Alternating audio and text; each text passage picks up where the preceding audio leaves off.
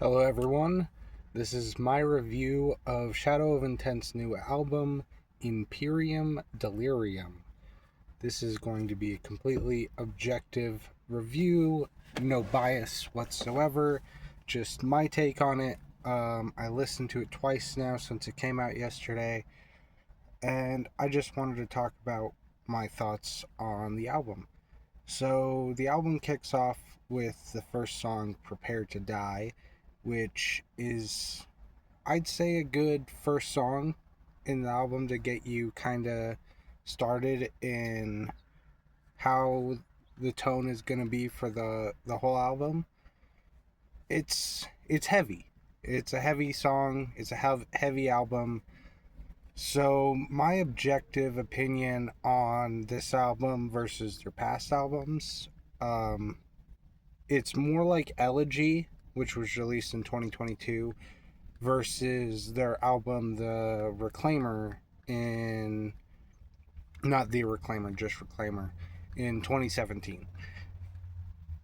They seem to be ramping it up in terms of heaviness with less cleans, more just chugging gent, you could say. Just full blown screaming. And that's where I kind of feel it's it sounds so much like Elegy to me that I I'm having trouble finding a uniqueness in this new album. There's a couple of songs where there's they go back to their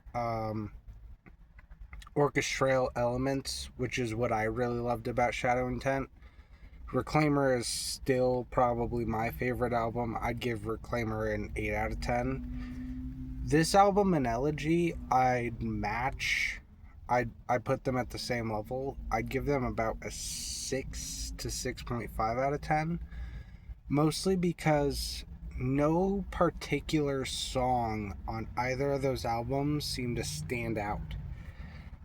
They all fade into each other really well, and I give them props to that, where one song just goes right into the next. I really like that chronological thing where it's hard to tell when the next song comes in because they all kind of fade into each other.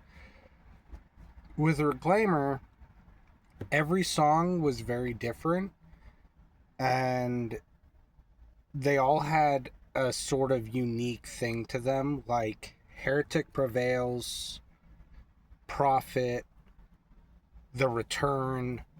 They all had this unique element to them that made the song stand out from the album, be like, that's my favorite song. Like for me, off Reclaimer, it's easy to say that Heretic Prevails and The Return are my two favorite songs of the album because they really stand out.